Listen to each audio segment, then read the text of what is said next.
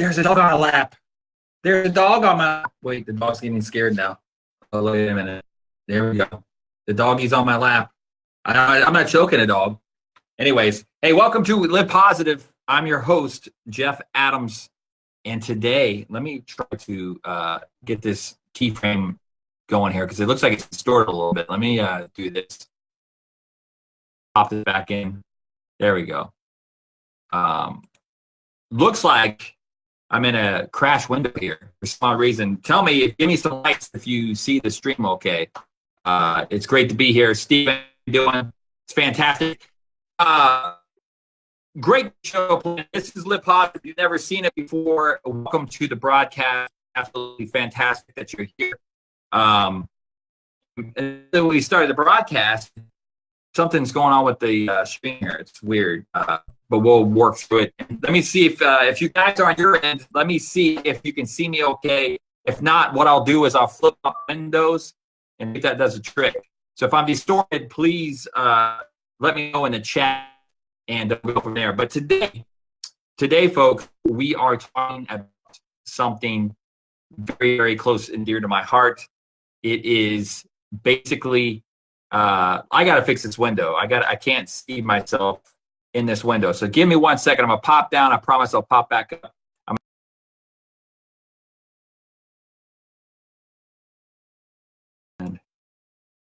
There we go. That helped going into that window. Hopefully that helped. You guys can see me and everything's A-okay. This is Live Positive. It's great to be here. We're gonna have a fantastic show, regardless of technology, blunders, and all that good stuff. So anyways, people sign in the chat. Good to see you guys. Hello, hi, how you doing? Someone was crying. They must be laughing at me. Technology blunders right here. But anyways, we were talking about, have you ever been to a place in your life you say, who am I? What am I doing in this life? And how can I do things differently? You know, I, myself being in my 40s, you know, I tend to do this. Today we're talking about who am I? Have you ever looked in the mirror and said, who the heck are you, Jeff? What happened? You got old. What are you doing with your life?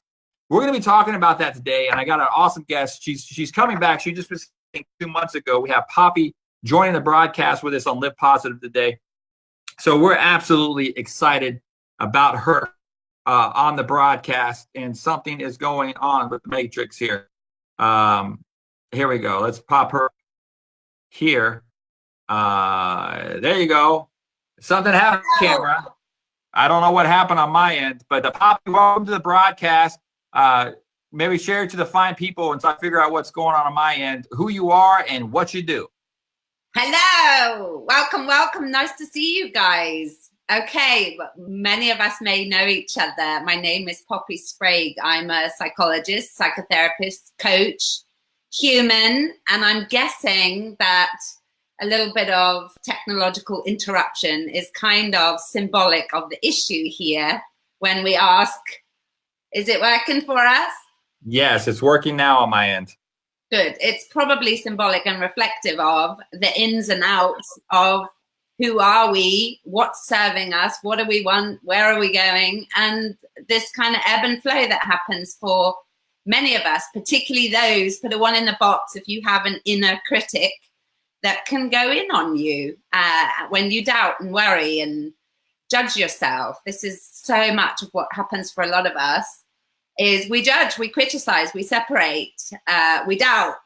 So I'm delighted to get human and share what this is about for us and really what serves us to get focused and identify. This is a sort of global phenomenon of what is this life about? What am I about? And what can I do to make myself feel better about me? Because oftentimes it's about comparison, right? So welcome. Nice to see you. It's nice to be back, Jeff.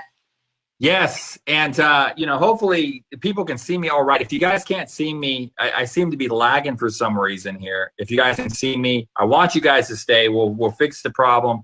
We'll roll with the technology glitches. But if you guys can hear me, see me, give some likes, give a reaction, say something in the chat so I know that you can see me, because I know how annoying it is when you want to watch a broadcast and you're all like, isolated. So hopefully, can you see me fine on your end, Poppy? I can. You're slightly pixelated and choppy, I suppose, would be. Okay, what I'm going to do is I'm going to give you the full screen, and I'm going to try to fix something on my end, and then we'll take it from there. But just maybe say some things in the comments. Maybe describe to all the fine people who you are and what you do and how long you've been doing it. And I'm going to fix this real quick, and then I'll be right back. I promise. Okay. Well, firstly, what I'd say is any of you who've been moved by the title and you have questions, use us for, by all means, anything that specifically is coming up for you. But I guess I know what I know, having been a human being and seen what works for people and what doesn't, and having, embraced some of my own struggles as well.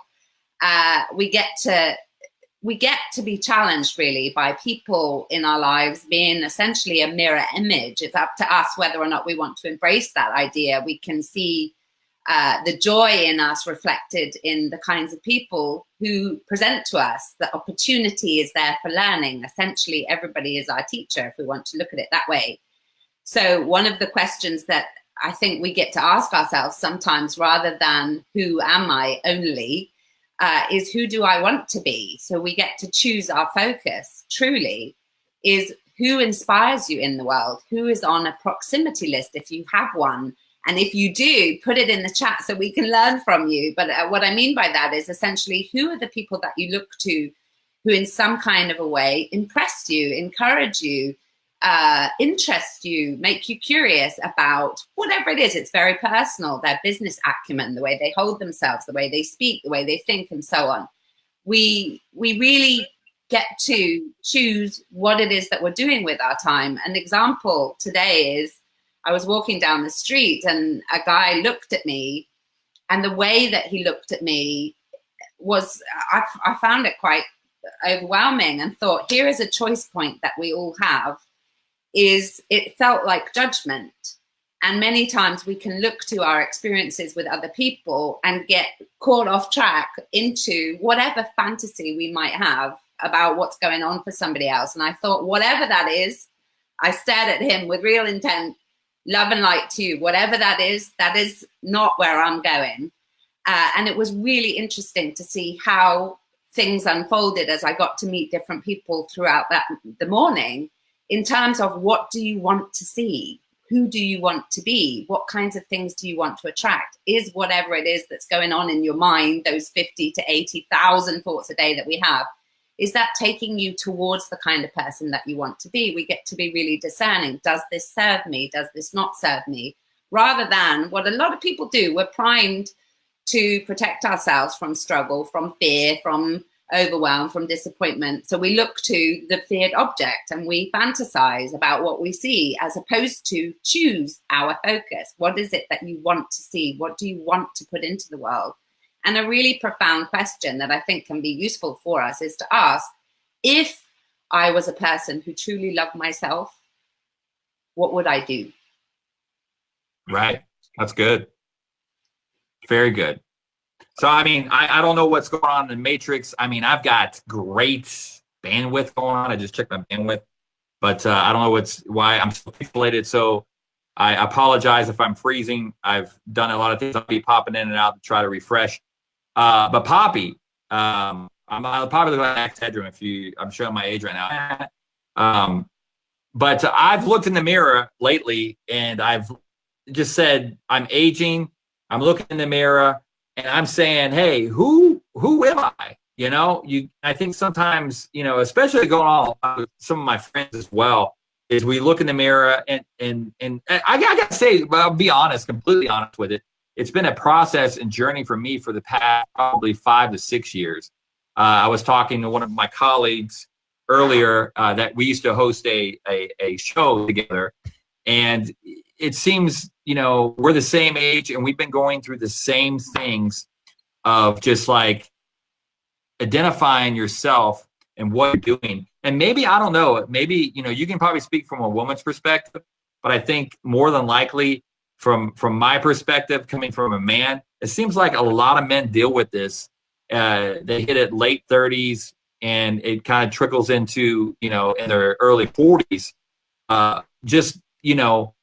you go kind of through the motions of life. You do your work, you do your job.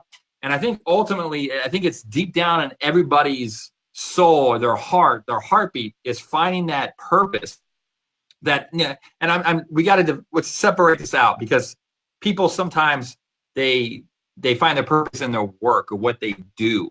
Overall, I think for me, it's been a spiritual journey of finding that purpose and finding what am I supposed to do outside of what I do for work or how I pay the bills. I think a lot of men these days, they struggle with overall a lot of stuff's on their shoulders. Providers take care of things. And it just seems like, man, this is going to be a great topic, because a lot of people, especially I know a lot of men that struggle with this. There's so much weight on their shoulders that they have to show up, perform, and they have to be strong. And I've noticed a lot of men just want to be vulnerable. And this leads to addictions. When men are not honest, they just feel like they have to put on a mask and go. This leads to addictions, just closing themselves off, isolating. These type of questions of who am I can really cause a lot of problems in people's lives if it's not figured out. But you can't figure it out with a finger snap. I do know that. Poppy, do you have anything to add to that? Yeah, and again, I mean, put a 10 in the box if you guys identify male, woman, or man with these kinds of questions. It often does get to a certain stage in life where whatever it is that we've been doing has been working for us to a point, and then we start to get a bit anxious and bored or frustrated or unfulfilled, and we lose focus. What I would say is it's so powerful to consider how we meet our human needs for a beginning. In terms of how you get certainty, for example, we spoke a little bit about this on the last live. Fundamental human needs being certainty, uncertainty, i.e. variety, love and connection, significance, growth, contribution, love and connection, I think I've said. What we do, this is an epidemic of just, royal proportion in terms of we look to all kinds of different things to fill ourselves up, to keep ourselves busy. So what can happen when we ask these questions is we define ourselves by things that is overwhelming. So one thing to bear in mind is we are not our circumstances. We are not our behaviors. We're not our conditions. We're not our symptoms. We're not our histories. We're not our parents. However, we are heavily defined by our habits and the people in our environments and our environments. We get to see where, again, are these people, these things being reflected in how we show up. So firstly, I would say compassion. We get to be forgiving and curious. What is it that I do with my time that fills me up? But equally, how are we meeting these needs? So, for example, somebody said to me, I've relapsed on my smoking yet again. What's going on? And whenever I think of smoking, likewise with food and drinking and so on, addictions, it's so very creative. Right. It's like meditative.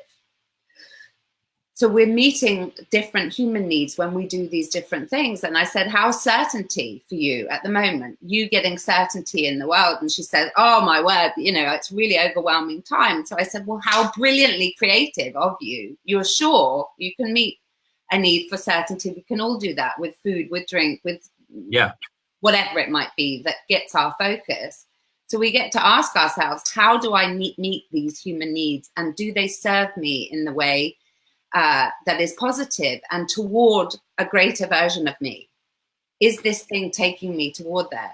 And compassionately to say, wow, isn't it interesting that the way I eat, the way I behave, the way I think, the way I talk shifts based on how certain I am, how significant I feel in the world. We attach ourselves to things that sometimes negatively we get a sense of something. This is what That's TV, good. Binging on TV can be about is, well, I'm certain that I can get a need met in me by doing whatever it is. So we get to be really transparent with ourselves and curious, where do I need some certainty in my life? And I'm meeting that need in a way that is not serving my self-esteem. So any question we can ask is this serving my self-esteem? Is this serving the person I want to be? Do I have a blueprint of what I want to be? Because many of us are spending time looking in the mirror going, I don't like this, I don't like the other, I don't like what I said yesterday. We get to choose our focus at any moment in time. Is this taking me towards something that makes me feel good or not? And the choice point in there is, what are we going to do about it to take action? Yeah, that's very good wisdom there. I want to rewind a little bit back to, I didn't want to cut you off. You said something about parents. I'm not my parents. And the tendency too, and I think, I don't want to break it off to a male-female thing, but I feel like I kind of need to do that, because male and female are, we work well together, but we also are completely differently wired in so many scenarios. So when I say this in general, I'm speaking from a man's perspective. And so women, if you're watching this, just understand I'm coming from a man's perspective. I think a lot of times men, we get so consumed with the task at hand of what we have to do, where we need to get. Especially, I think the biggest stress for men in their life is the financial standpoint of making everything work, and showing up. I mean, because, and this is not, women. Listen, my wife is thebomb.com, and she did so many years. She raised 2 children on her own. So I can understand. I'm talking from a man perspective, but I know there's women out there that are hustling. They're doing all they can possibly do. They're working a full-time job, showing up, being a mom, going to soccer practice, going to this. So, I'm not trying to isolate, but from a man, and this is where I think women are stronger than men. Women can wear a lot of hats and be strong. Men get the tendency of, and women communicate. Women will call their mom, their friends, and say, I'm going through something, yada, yada, yada, they vent. Men, they isolate themselves and go into a cave, which is not necessarily healthy. And I've noticed a lot of my friends and colleagues, I was talking to my colleague earlier today, we were catching up before we have to do a call at 5:15 later today. And, we know each other really well.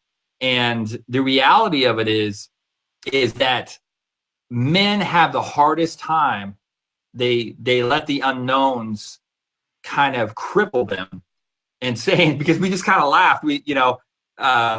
He said, when we did the show together, it was about 2 guys in a midlife crisis showing up and basically, chit-chatting back and forth and making comedy out of it. And he just said the same things to me. And I said, yeah, I go, outside of finding a wonderful woman to share my life with, I'm pretty much in the same scenario, because we're all creatives. I have a lot of creative friends that we've been friends since the 20s and trying to do awesome things to change the world one day at a time. But it's really, I don't know. It's just something inside you from a man perspective, is that you look in the mirror and say, what, I'm a father. I'm trying to be a good husband. I'm trying to be a good employee, or I'm trying to be, a great entrepreneur to grow my business. And you look and say, am I possibly doing everything I can possibly do? And sometimes the past brings itself a light to you where you hear things and you can't believe those lies, because it's the past. You have a new day. It's a brand new start. It's like when someone relapses, Poppy, and they basically, they go, I smoked cigarettes. I got off the bandwagon. It's a brand new day. So you got to take it as a brand new day. What I'm understanding is, I think a lot of men, and you can speak into this because you're the professional here, is a lot of men, they get beat up by their past and they get overwhelmed to the point of almost why they feel a little bit defeated and like taking on the world. And then they just put on a hat and go. It's like going through the motions. And I think, truthfully, let's be honest here. This causes a lot of separations and divorces in marriages, because men need to step up to the game, need to acknowledge and not isolate, and focus in on what is causing the battle within. And I was sharing earlier today, I'm being totally transparent. I've battled with something in my life for a long, long time. And it's being overwhelmed by things that are thrown at you all at once. And the best way I can describe it is I'm like rewiring the studio. There's a whole bunch of wires in the studio and they're all bundled together. And, you know, a lot of times I looked at that and I'm like, oh gosh, that's a man, you know, and the man's trying to find where the HDMI cable goes, where this audio cable goes. And sometimes it's a mess and they have a hard time connecting, you know, emotionally. And then they look at the mess and they get overwhelmed. Yes. You know, that is, you know, more than anything, kind of looking at a scenario in my life, because sometimes I take emotions and what I'm feeling necessarily is not the truth of what is really at hand. But we take a scenario, a man takes a scenario that happens, and men do this with it. They put it together. When this emotion doesn't need to be with this emotion, and it happens like this. And I'm like, bingo. Me and Eric go, oh my gosh, you know, that's so true. We had like a revelation today. So the thing is, like, who am I is an ongoing topic with a lot of my friends who I talk to. And in general in my life, I question myself every single day. Doesn't mean I don't have a mission. Doesn't mean I don't have purpose. It's just like, who am I? And am I adding up in life to the people that love me? Yeah. Poppy, do you have anything to add? Yeah, I think therein lies some of the difficulty, because ultimately what I know from doing work with couples over 20 years is if we split it like that, women want their men to be present and men want their women to be happy. And we ain't happy if you people aren't present, and you're not happy and take it personally if we're not happy. So right. What you're saying is something that I know to be true, working with a lot of men, is that actually what goes on in the silence and the hesitation for men is profound amounts of stuff. There's a lot of stuff going on behind the scenes, that there's this kind of social sense of men of they don't think about it, or they don't feel it, or they don't reflect on it, when actually a lot goes on. I was talking to a guy the other day and he said, you know, I'm known to be mysterious, and I like that nobody can really see through what's going on there. And I said, really? Because that is often about the disconnect, because what men will do, as you're saying, is look to juggle all of this stuff. Again, how symbolic that you look outside of yourself and see all these cords in your office, and actually it's saying, well, this is what I'm trying to do, is juggle all of these things. And right. It becomes about what other people see in you, or should see, or want to see in you. And then we have the facade of, you know, I'm going to be this way to please, where men, in, oh my word, can do themselves so much good is the selfish point, which is, what is it that will allow me to feel masculine, to feel savvy, to feel fit in my body? It will be about attending to you. What is it that interests you? If you're feeding your interests as opposed to your fantasy about what other people want to see in you, you right. will start to come alive. It's like anything, people and how magnetic they can be. That happens when you're in a place where you feel good in yourself, not because we're faking it. We don't sell ourselves or our products or any of that. If we're giving to other people what we think they want, people see through it. We all do.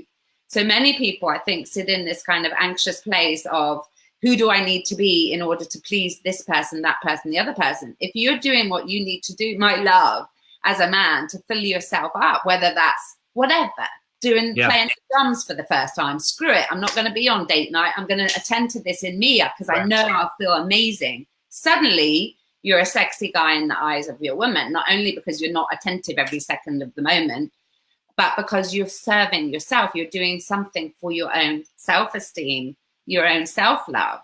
And this is where so many of us, I think, get it very, very wrong, is we're all about presentation to other people as opposed to attending to what is going to light me up. And therefore, we can see your light and we gravitate toward it. You're all the more attractive because of it.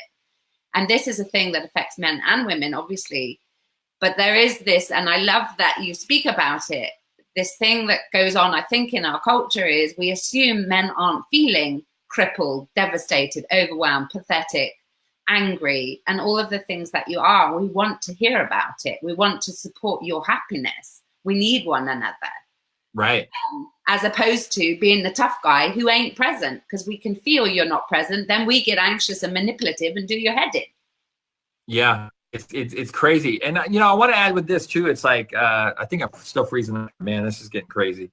Because this is a great topic. I don't like when technology doesn't work and I'm well, all. Then I think it's symbolic. Right. You know, we're in and out. We get to just notice this is how we are as people, in and out. So we'll roll with it, right? Yeah, or you roll with it. And here's another thing too. I've never seen in my life the discord of, you know, men want family time. Men want the family unit to work, whether you're you're married with one family or you're divorced and remarried and you have a new family. Men want family time more than anything. And I think a lot of times the heartbeat of the man, the house, reflects the heartbeat of the house. And, you know, and I just, you know, acknowledged something the other night when my kids were here. I'm like, I get my kids Tuesdays and Wednesdays and every other weekend. And I'm like saying, my ex-wife got them, two of them phones, which I highly disagreed about the equation of that. But there is a battle, you know, with their attention span to just coexist in the house. So I said to my wife last night, I said, I'm making a rule on Tuesday nights. It is family night to the core. There is no electronic devices. We're not watching TV. We're not, you know, we're going to interact and we're going to be a family.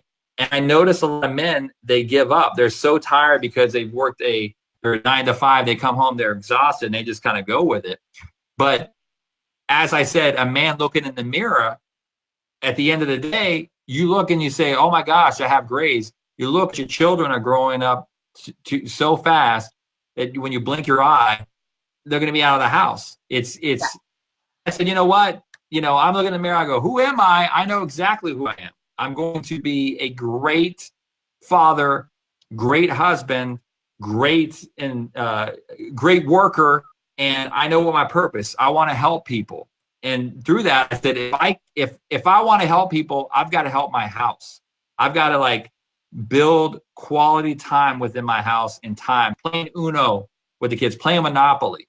And there's a big, I got the kids a PlayStation 4 for Christmas, and I think it was the biggest mistake of my life because they're just so I got to play Fortnite, everything in moderation.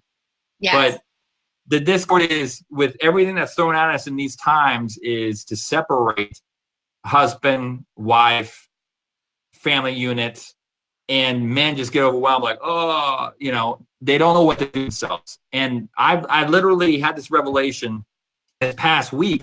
I looked in the mirror and I said, no matter what I've done, no matter, what I will continue to do, if I make mistakes, because we're all going to make mistakes. We're not going to always make the best judgment calls.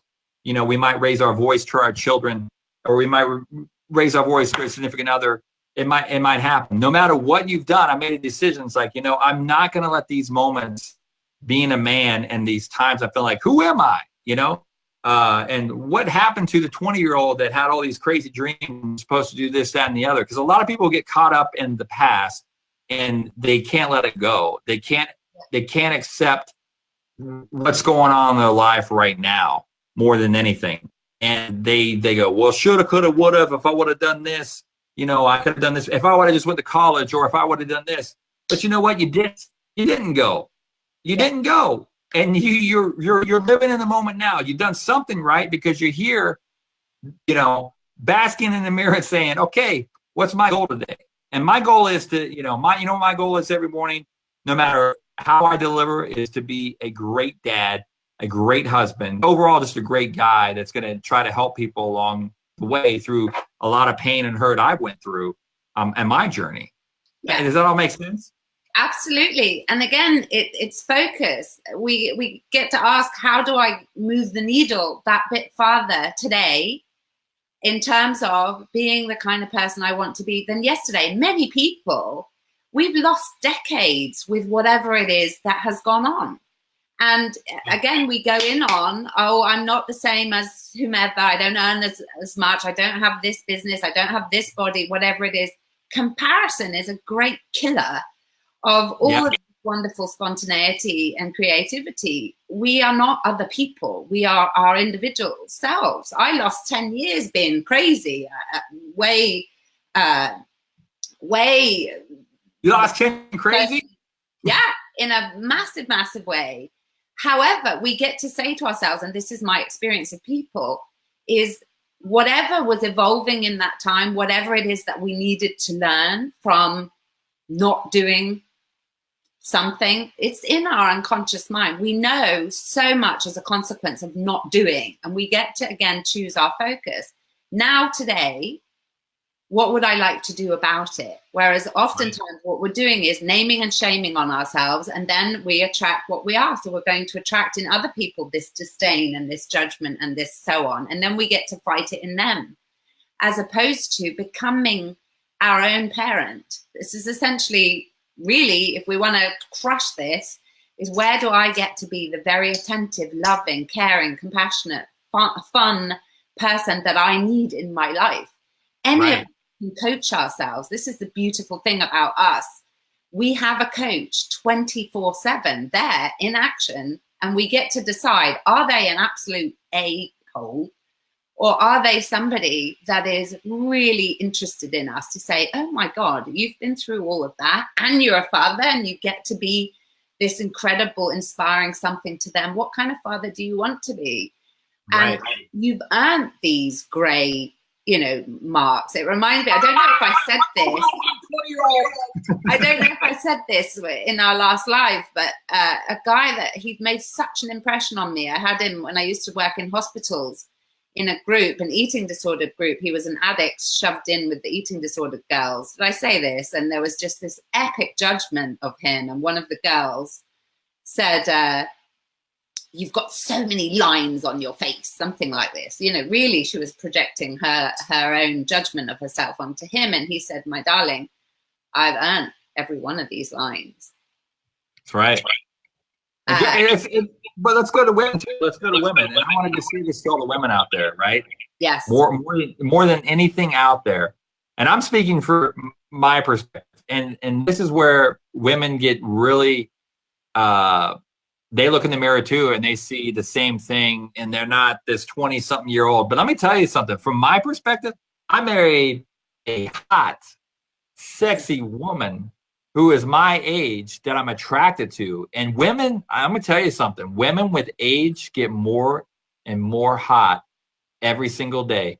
Because you know what makes them hot is it's the experience. And this is why I get mad at men when men leave their family, or they go for a younger woman, and outside of the sexual part of it, there is really nothing concrete there. Some people might argue with me on that point because love doesn't have boundaries per se, but outside of that, when I went through a divorce myself, I could have easily done that, but I was not attracted to that type of woman. So hear me out. This is for somebody right now, some woman that's watching this broadcast, like, I don't like the way I look. I'm aging. That's easy for you to say.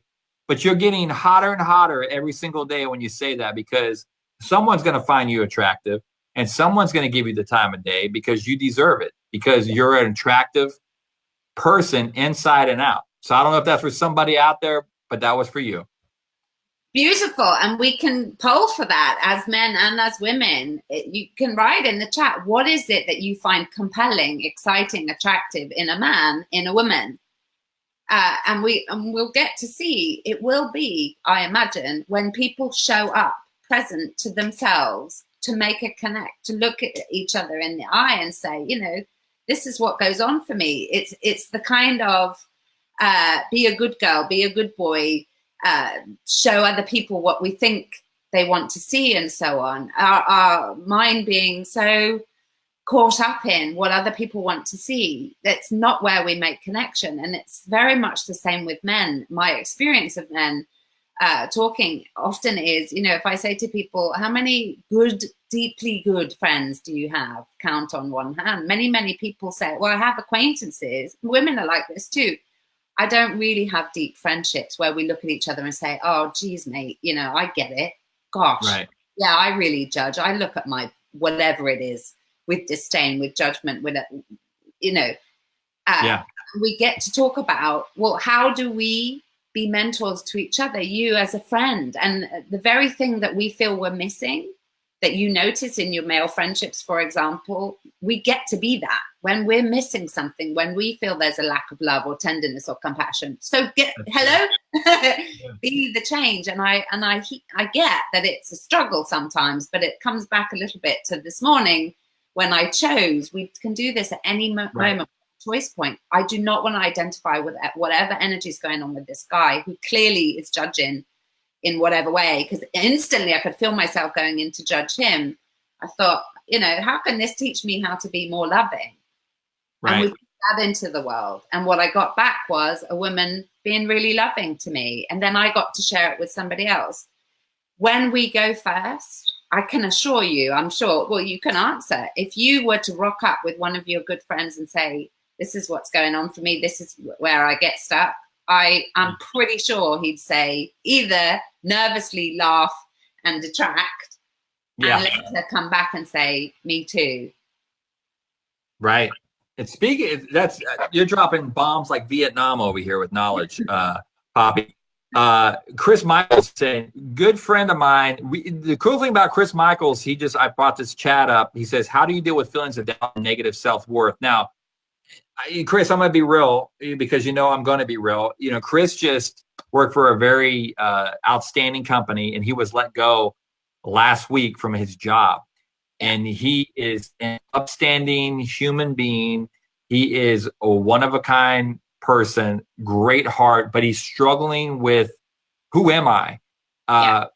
And trying to find that place in life, you know, after being let go of his job. But I know this about Chris, that I can speak into Chris. Chris is an outstanding father. He puts his family above anything else. And you know what, Chris, because that company let you go, you know, the path that you're on right now, it's going to lead you to the right job because you're putting your priorities ahead of something that you could just sink yourself into as a man and identify with. And the good Lord is going to provide you with something absolutely spectacular. But Poppy, what can you pop into his question? You like what I did there, Poppy? How do you deal with feelings of doubt and negative self-worth? Could you speak to Chris?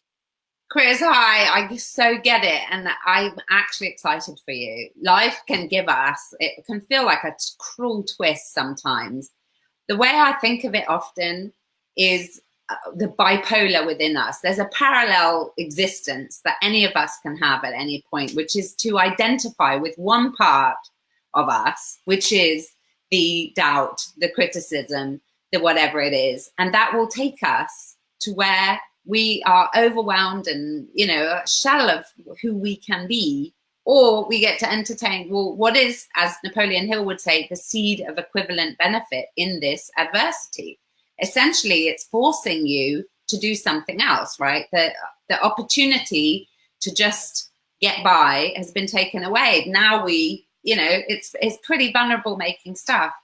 We get to coach ourselves again. Where's the focus? At any juncture, we can be in a place of depletion, overwhelm, I'm broke, I'm not good enough, etc. Or where do I want to be? What is it that's going to serve my self-esteem? Just moving the needle that little bit. Because I think what many, many people do is they stack and overwhelm is, I need to be this, I need to be the other. And it takes us to meltdown, where we're then inactive and we reach for the cigarette, the drink, the food, the whatever it is. As opposed to what small things can I start with? And this is always where I would come with the binary rating that we can have on our lives, to look at what am I asking myself to feed on in my life, people, environments, and so on. Is it serving me, or is it depleting me in some kind of way? Because that negative self-doubt is always going to be there, always, for any of us. We have this inner critic, and again, it's designed to help us. We get to beat our brain, is to move in really quickly. 5, 4, 3, 2, 1. What do you know will serve you to take you on a path to where you want to get to? Because otherwise we spend time always with silence and hesitation. Those are the things responsible for our pain. We get to move really quickly. What is going to feed my self-esteem? What is going to feed me to take me that little bit closer to the person I want to be? Who is on my proximity list to help me? Who's doing the kinds of things that interest me? One small thing at a time. And our confidence starts to grow. We start to feel more energized, and then we can build on that. Many people, it's all or nothing. Either I need to be crushing it in all of these areas, or I'm a failure and I may as well, pop the cap off a beer and sit down and watch some whatever TV. One place that we can begin, but equally to get into groups who have these kinds of conversations, to look at the daily habits and disciplines of people who are feeding themselves on a daily basis. What creates a life of thriving for people? We just don't have this education within us ready to go, because we're, again, always looking for the feared object. What is not good enough? What is going to go wrong? What's different today in how they're looking at me, what they're saying, what they're thinking, and so on. So I get it, but I equally would say to us always, everybody's potentially our teacher. What can I learn from this person about the kind of person I would like to be? And where do we get busy saying, if I love myself, what would I be doing to serve myself, to take me closer to where I want to get to? It never serves us to look at what doesn't serve us. Yes, I want to get to two questions too here in the thing that I want to get your opinion on. And this is a great one from name, right? Adi. She goes, how do you face the fact that your kids grew up and you have struggles finding a satisfying job and never consider your own future at hand? I love me, don't get me wrong, but now what? I can honestly say that, my wife went through this. She has a 26-year-old and an 18-year-old that the 18-year-old just went completely independent, left the nest and just went. And I know for a fact, watching my wife battle with the depression of the empty nest syndrome, what do I do now? And she's embraced my 3 kids when we have them. But, what would you have to say to Adi there in the scenario of she probably invested her whole life into raising? Because when you're a mom, that's what you do. Like, I was born to do this, and you were women, and men are too. You were born to have children. And when you have that mindset and you consume yourself with the children and the children's flying nest to go to college, you go, now what? Yeah. What do you have to say to Adi right now? Well, who am I, Adi? And this is so uncomfortable for so many of us. And it is a sort of caterpillar butterfly type situation, existential crisis. Many people do this, whether it's with a job or parenting or whatever it might be, is we over-identify with one part of us. This is why I say, we're not our symptoms. We're not our histories. We're not one role. There are many, many, many parts of us. And many of us, we focus in on certain traits, certain roles in our life, and we over-identify. We're over-invested with that something. So when life happens and that thing is taken away, people lose their sense of identity. And that's often why we go to the food or the drink or the whatever it is to fill that place, as opposed to a real tenderness and kindness of, wow, okay, this is a whole new chapter. What do I want for myself? Where do you get to make yourself proud? Where do you get to explore and find people who interest you? They're doing things that is attractive to you, as opposed to we again go in on ourselves. I'm not this, I'm not that, the other. You've spent your life dedicated in one area, so you're really strong in that area. Fantastic, good for you. Now we need different tools.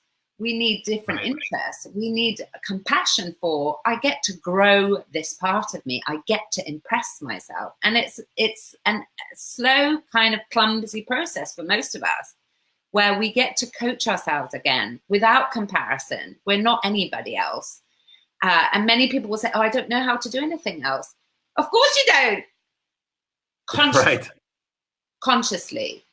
But the fact that somebody has been a parent, the fact that somebody has been a manager, there are so many powerful tools that we have within these roles that we've taken and ways of compartmentalizing ourselves. We fail to see how dynamic we are. And we've lost confidence. We've lost a sense of self. It's like we've fragmented. We've pushed it away for so long. You fail to recognize. So much possibility is in here, but again, we get to choose our focus. What interests you? What allows you to be excited? And I would say, often can start with, what are you grateful for right now in this moment? What do you notice that is in your life right now in this moment? And we grow it slowly. The thing is with people, when there's been such a no man's land, you catch up very quickly. I can assure you, we do. When we've lost time in a role, we do catch up. There is a life force in us that we fail to see how powerful it is that has allowed us to do whatever it is. That will come back. We just need a focus. We need some compassionate care in it to coach yourself. Hang on a minute, love. This is a whole new territory. You get to define who you are next. It's really scary. But equally, when anything is growing, we stretch. There are, hairline fractures and some discomfort in doing so. Where do you want to be? How do you want to feel? Keep your eye on the prize. It's coming in a big way. And this is also interesting too. And I'm going to tell you why. I mean, I'm going through, as you're talking, I'm looking at some questions. And this topic, I knew this topic would hit hard for a lot of people because everybody identifies with this subject. Of who am I? And I can tell you why. I don't know how I pronounce her name. Inga? Inga. Yeah. Basically, I can tell you why men can identify, because it takes one man to come out and be completely transparent, and it can literally light a fire in men. And this is so important for men to hear this, because I'm going to speak into some men's life right now, and it's going to come strictly from the heart. You are not defined by your job. You are not defined by your paycheck. That's first and foremost, because men put so much into what am I doing and my status quo. I need to go get this boat. I need to do this. Materialistic things that in the end result, you're putting more pressure and more anxiety on yourself than ever before, because you're going to get yourself in financial hock. Let's be honest. You're not defined by these things. You are defined by if you're blessed to be a father, you're blessed to be a father. If you're blessed to have a significant other next to you in your life, you're blessed to have that. Those are your main priority points. And, and I'm saying this is like, I don't have it all figured out. I have to look in the mirror every day and say, who am I? And I have to repeat in the mirror every single day. I am an outstanding husband. I'm an outstanding father. And no matter what happens in my line of work today, I'm going to be okay. And what's the worst? I think someone, it was John, my good friend John at Neural Net technology company was in here. He was helping me with the studio, wiring in some new equipment. And he said something profound to me. He's older, he's in his 60s. And he said, Jeff, what's the worst thing that could ever happen to you? He goes, what keeps me centered is the fact that I know, he goes, if you lose your job, you lose everything that you could possibly lose. What's the worst thing that can happen? If you're surrounded by your loved ones and we live in a box, you still have your loved ones around you, supporting you and loving you. And at the end of the day, that's what it's all about. So men have to take this mask off of acting like everything is okay. And I've said this before in the broadcast, what I really can't stand is men not being transparent. And I'm not saying in a professional business environment, you have to hold yourself together. But find people in your life that you can be transparent with. And when you say, someone goes, hey, how you doing today? And most people's reaction is like, good, and you? And really inside, you're dying. You're dying inside because you're afraid to expose something in your life that you don't want to do. A good friend of mine, and speaking of this, is people get wrapped up in the Facebook status quo. And this is why I wanted to do the show on Facebook more than anything, and especially for men. A good friend of mine, I've been friends with him for 4 years, and we need to keep better in contact with each other. But he texts me. He says, congratulations on the marriage. And he knows me more than anything. He says, congratulations on the marriage. He says, on Facebook statuses, it looks all great, but I hope you're doing extremely, really well. And that's just it. Finding people in your life that you can be real with. Because you know what? You don't have to live in fear and anxiety and pain and worry. And, I'm in financial hock. I got bills coming out the wazoo. You don't have to live in that fear anymore. And I think, what Poppy has been saying, what I've been saying too, is more than anything, live in the moment. because that moment you're looking in the mirror could be the very last time you look in the mirror. The moment when you drop your kids off to school could be the very last moment that you spend with your children. That very last moment, that very thing that you're worrying about is taken away from the precious moments that you have here. And more than anything, we've all experienced loss in our lives. We've lost significant people in our lives, and it stings really hard. And you can't go back. You can't go back. There's not a time machine to change things. More than anything to conquer who am I is to really live in the moment of the now and saying, who am I? I know who I am. What am I going to do with these moments in my life? Or are they going to just fade away? Just like what I talked about, technology. It's a blessing and curse, but everything in moderation. What I've decided on my Tuesday nights, guess what's going down in the Addams household? Everybody's turning their phone in a basket, and we're going to play Monopoly. We're going to have dinner as a family. We're going to enjoy the moments that we have because we're not guaranteed tomorrow. There's a lot of people that watch the show that have been terminally ill, and they're struggling for their lives. And I guarantee you, they would be preaching this too. Enjoy every moment because you're not guaranteed tomorrow. Right, Poppy? Sure. And equally in there, when we don't know who we are, when we have that kind of crisis of self, is who do I want to be? Again, there's a space here for a focus of what's going to fill me up, what's going to interest me, as opposed to these questions can be so overwhelming between you and you. What's going on?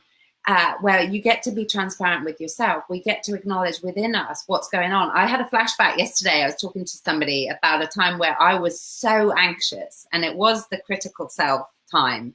And for the first time, I thought, do you know what took me to that place? And I think takes a lot of people to that place is choice after choice after choice, decision after decision, where I dismissed the truth of what was going on. I turned a blind eye to things that were going on, and it got me to a place of complete overwhelm. At any point, we get to be really forgiving to say, what is it actually that's going on with me right now that I get to turn an eye to and have a conversation, immediate conversation of connection with people who want to have these kinds of conversations and check our story of it's too late for me to redefine myself now, or other people don't want to talk about this, or, hello, we've just said this is an epidemic and that many people identify with taking yourselves off, suffering in silence, doing the very things that are used as torture methods to, take yourself off on your own to deal with whatever it might be, as opposed to talking with somebody about what's going on, just to identify, just to know that there are ways in which we can shift ourselves by addressing what's happening rather than putting on a brave face. That is the stuff that colludes with other people's hesitation and silence. When we're all doing it, we're all looking to fill up in areas that actually we're just not making connection from that place. This is human stuff, and we're extraordinary. And what I would suggest for any of us, again and again, is to take inventory already. What are you successful in your life already? What have been your achievements in your life already, without judgment? That literally we get to stop everything, get a pen and paper, old school, and write, what have I achieved in my life so far? And I'm not talking about Oscars and $1 million. I'm talking about surviving a difficult relationship. I'm talking about surviving, alopecia, whatever it is, to really take inventory so we notice us. The major thing we want is to be seen, heard, understood, and made to feel that we matter.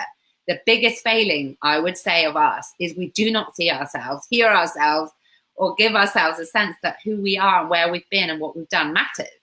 We get to address it at the source. Right. Absolutely. Man, love it. Yeah. This is so stinking good. And Dale says, I talked to two of my best friends this week. Both have had suicidal thoughts. They are men, strong men.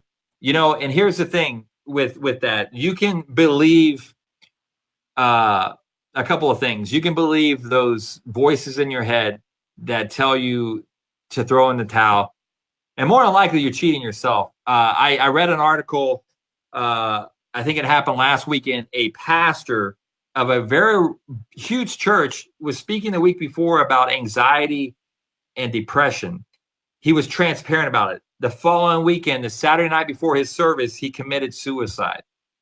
And more than anything, and it's good to know that when men speak up, it's okay. It's okay if you struggle with anxiety. It's okay if you struggle with financial, burden. It's okay you struggle in your marriage. It's okay that you struggle being a father. It's okay you struggle being a son, or or a brother, or or having a sister, and not adding up, or not being a good neighbor. It's okay. The biggest thing you can do is like say, hey, I need help. And it's okay to be transparent, because you know what? Anybody that's saying they haven't gone through this stuff is completely lying. I think everybody watching the show can relate to this, because we've all been through this stuff. Yeah, well, we could poll for it. Put a 5 in the box if you've had suicidal thinkings across your lifetime, is to doubt. I don't even want to wake up. Or a 6 in the box if you've attempted suicide. I get this stuff. It is an epidemic. So it's not okay to talk about it. It's damn necessary for us to be able to say what is going on in the world, that there are global phenomenons of people taking themselves off, suffering in silence, doubting and worrying, and not addressing certain human needs. For, in my experience and opinion about suicidality, we're not meeting human needs for growth and contribution. And when we're in our, places of comfort, no, it's okay, I won't go out, no, I don't need to do that, and we're separating ourselves, we're not growing. It is huge growth that can happen when we reach out and say, do you know what? I doubt me as well. I judge me as well. These are the things that I've been through. These are the places I've overcome. These are the places I get stuck. None of us are on our own. Look at it, 5, 5, 5, 5, 5 in the feed. Yeah. These are global phenomenons, epidemics, and we're looking every single time we're putting on a brave face and not discussing this stuff. We're complicit in somebody else's silence and hesitation, which is the very thing that takes people to the top of bridges. It's the very things that has us overeat and fill ourselves up with these things that really are crippling our culture and society. And the thing is, there's way more people involved in the problem than the solution. And my view of the solution is that we get to really say, hello, there's blood in my veins and it's red. We're all the same in here. The judgment that happens of this guy, whatever he was doing with me, I know he's going to be judging himself. And the reason it hurt me is because I know how it is to judge, because I did it to myself, but I got to choose again. What do you know about survival? What do you know about pain? What do you know about the individual specific struggle that you have? Because we have our own thing, and it's so unrelatable sometimes to many of us. Is, oh, I don't understand gambling. Well, really? Most of us do. What we're doing is distracting ourselves, looking to meet human needs, get really busy with the small things of I get to focus on whatever it is, what a failure I am, or as a distraction from these big questions, which is, who do I get to be now? Because it's going to take a whole nother part of me to move into something that is undefined. I get to grow. And without that need, I might be thinking about the fact that my wife's better off without me, or my kids would do better with whatever. These, again, they're global phenomena. We're not on our own. And this is why we have an overwhelming amount of people stuck quiet in a sort of sheep-like place, overworking. There's so many symptoms of this huge issue of us not connecting to say, I'm human and I'm a bit of a mess and I get to have a look at it. Who do I want to be? Who's doing this? Who's discussing it? Let's get around each other. Well, I got, this time is flying, but I'm going to ask you a very important question, Poppy, right now, because we went an hour. Wow. Can you come back next week? Same time, same place. And we're going to do Who Am I Part 2, because this subject is such a huge, huge matter for a lot of people. And I think we've only hit the surface of what we can really share to guide people in these times. And, man, woman, transgender, whatever might be going on with you, is that we all go through things in life, and we want to help you. We want to equip you, and we want to be transparent with you, because we've all been through stuff. When you want to help with people in life, you've been through something in your life, and you have experience. And don't ever take that experience and say, I don't know why I went through this. Yeah, you went through all this stuff because your calling, what you're supposed to do in life is to help someone else along the way. So on your journey, even in this broadcast, share your experiences in the broadcast. We'll pop them up. Maybe next week we'll drop the video line in where people could come in and chat if they want to chat. I think that would add another element to that. But Poppy, are you willing to come back next week?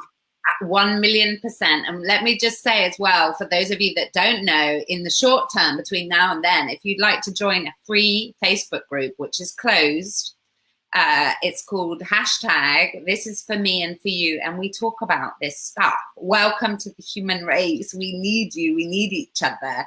Come on in, have a look around, be part of it, not. It's totally up to you. If you want a space to just get connected with people having these discussions in the meantime, it's a delight to have you there.